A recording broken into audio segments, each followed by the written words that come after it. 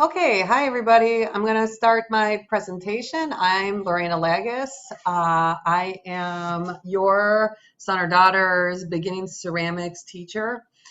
I've been at LT for, this is my 16th year, but I've been teaching for, this is my 21st year in total teaching clay. I bet you guys have lots and lots of questions about how this class is going to work in this very strange remote model ceramics experience we're having. But I will hopefully answer those for you in this presentation. I just have a little information about myself here. My email, llagus@lth.net. Never hesitate to reach out with a question or a concern, but email, because that's how I communicate and get all my communications the easiest. I'm available for meeting with students one-on-one or meeting for conversations virtually by appointment during the Vita Plena time, first period, seventh period, or after school until 3:15. Okay, these are just some crazy pictures of me, my kids, my life. I don't live in the area, actually. I live in Park Ridge. My family has my parents have a farm close to Monroe, Wisconsin. We spent a lot of time there. This summer, the highlight was we got a puppy. We lost our family dog of 14 years last September, and a year later now we found a little guy and we just brought him home. So we've had him for maybe about 4 weeks. So we're enjoying that tail end of summer. My kids are also doing remote learning this year. So all three of them are at home, logged in just like yours, going through their schedule and doing their best with the situation that we're in.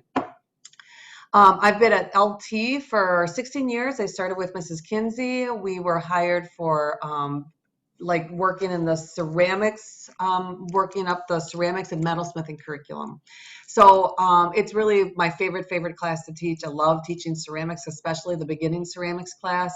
The room is always full of energy, excitement, conversation. Kids discover untapped talents there. It's organized chaos is what it usually is. It's just a really, really fun experience for the kids. All types of kids take the classes. Some are in the class, they don't even know that they're going to take it, or they didn't even want it, but then they end up loving it and ask for a pottery wheel for Christmas, or they just discover this art form that they haven't really had a chance to explore and really do fall in love with it. So anyway, this is the organized chaos that usually happens in the room. This is what it looks like now. It's very lonely. I come in and work from this room. I set up materials and I set up my example pieces and do my demonstrations there sometimes. Sometimes I do work from home though, because my kids, like I said, are doing the remote learning and I like to be there and check in with them and make sure things are going smoothly. But yeah, this is the sad reality. Usually it's just me in this room now talking to the screen. So, but regardless, we're still doing our best to make this semester a totally authentic clay experience. So you have probably already seen materials and clay at home. I'm so excited because almost all my students went and picked up their clay. It didn't take forever for people to come in to grab it. So that encourages me. It makes me think that people are very excited to be doing something that's hands-on. It is going to be like therapy. It's going to be therapeutic working with clay in the middle of all this online digital time. So we're going to need to do a couple of things to make sure it's successful.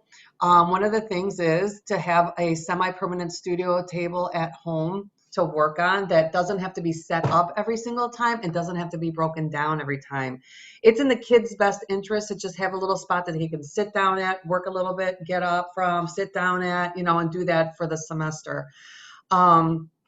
The other thing that's really going to help us be successful and give the authentic clay experience this semester is the pickups and the drop-offs. So we already have had one round of pickups. Kids came, picked up their clay and a couple of tools that we had available for them. We have ordered more tools and more tools are coming in. And when we get the second pickup arranged, we will also have a drop-off arranged so that the work that they've been completing at home can actually get fired in our kilns and then we can return it to the students. Because clay is now starting to go home, please make sure that you have checked Infinite Campus to see if your safety contract has been looked over, signed, and returned and submitted to me. Just because in the contract, I talk about some safety issues with clay, using it at the home, and cleanup procedures. Basically, two things that are most important with clay in the home is clay should not go down the sink because you can have problems with your pipe. So we definitely don't want to be running your dirty hands, well, your students' dirty hands in the sink and washing all that clay down the sink. And the water bucket with water that has clay that has settled in there, we don't want that running down the sink. So I'm teaching the kids to clean the water bucket and then go dump it outside when they're done and rinse it out with the hose. The other thing that you need to be aware of is clay dust is not healthy to breathe in. So we are talking about working with clay always in its damp state and not creating unnecessary dust or dry crumbs. So we never sand dry work. We never scrape dry work. So I'll be doing demos along with the kids, and I'll be talking about that with them and showing them in my hands how they use the clay. But we want parents to be aware of that. So those safety contracts are emailed to parents to look over and submit. Okay, so this is a beginning ceramics class. So we're basically taking baby steps, one step at a time. And now that we are doing it remotely, we're making the projects a little bit smaller and more compact and easier to handle and maintain at home. So we always do a little bit of coil, we do a little bit of pinch, we do a little bit of sculpture, and we try to do a little slab work. In the past, these are assignments that we've done. So we're going to be doing versions of these that are smaller. So we do a little pinch pot activity, learn how to stamp textures in. We've made mugs in the past. Kids love these because they are functional pieces and they can actually eat and drink out of them, put them in the dishwasher, take them to college with, when they leave. Hopefully they get attached to these mugs that they make. It is more fun to drink your coffee out of a mug that you handmade. We've done these little birdies. They learn new decorative techniques on every single project that they've done. This is really fun and popular, and I love putting these on my windowsills at home. One detail we're working out in this beginning class is the wheel work. We have 10 potteries in the studio, 10 pottery wheels in the studio, and it's always been like the most exciting part of the class. Students getting their like 5-6 days on the wheel to learn the technique and then start making wheel thrown work. Our goal is usually a ceramic bowl. We're working on trying to get small groups of maybe 4 to 6 students in the room to learn this process.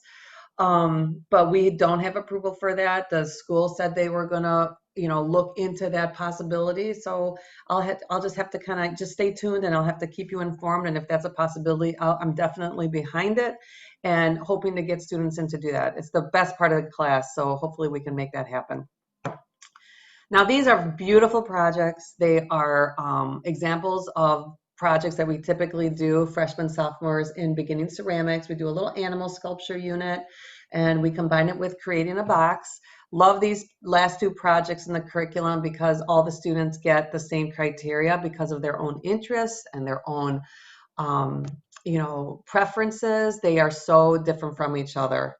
We've done coil pots in the past, and the same thing happens. It's always a joy for me because they are meeting the same criteria. They all have the same criteria, but because of their interests and their preferences and what they want to design, how they want to design it, that they're so dramatically different. So I just that's one of my favorite parts about beginning ceramics. By the end of the semester, the kids really gain a lot of skills and confidence in the medium. All right, I'm trying to be quick because last time I did my video, it was 20 minutes long. So I'm trying to keep it under 10. Just a couple things about Canvas. If you haven't already, you want to make sure that you try to become a parent observer. All my information is on the homepage.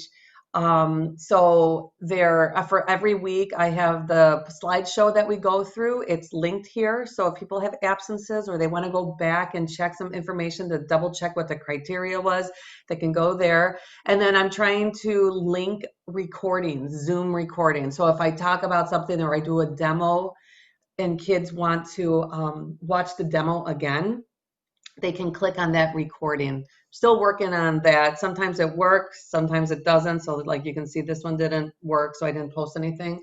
I also list any assignment that is on Infinite Campus in the assignment tab. So these have been assigned already. The kids are turning them in or maybe have not, but they are recorded in Infinite Campus. Okay. Infinite Campus will be like updated regularly. And that is really what I would say, parents, if you want to know how your kids are doing, click on their classes and open up and see if they are participating in the formative assignments, the summative assignments.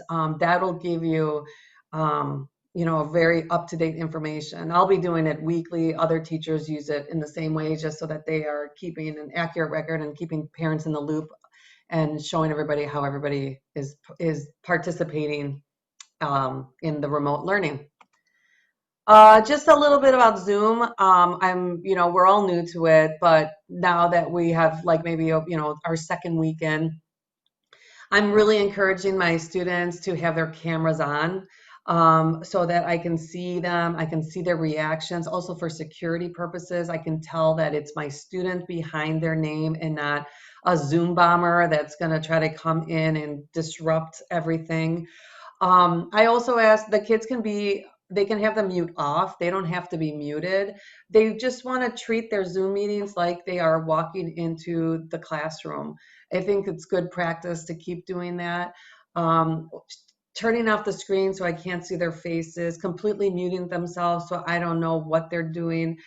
It's just, I feel like we're growing bad habits, and the very least that we can do to try to keep this like our class community going is having the cameras on, so we can have open conversations, see each other's reactions. It's not formal, it's a very informal, inclusive space. So if you get a chance to talk to your kids about that, that would be very helpful for the teachers. It's very hard to teach to a bunch of black screens, but if there is a reason, of course, that that screen is off, please reach out and let me know, and we can talk about that. Okay, well, I think that's it. Actually, I just remembered one thing. The last piece of information I will give you is that this beginning ceramics class is available to be signed up as a credit or no credit class, meaning you would get a credit grade for this class if you receive a C minus or above. Some students like to do that because they don't want it to affect their overall GPA if they think they're going to do poorly in ceramics, which not, it's a very easy class to do well in. But some people don't like to do it because they have found, or they hear that later as a senior, the credit grade turns into a C minus on transcripts. Some schools will do that. So I don't know which way to advise. All I know is that it is an option, and if you were interested, I would suggest talking to counselors to make the final decision on that. Okay, well, thank you very much. I'm looking forward to a great semester. Get in touch with any questions or concerns. Take care, everybody.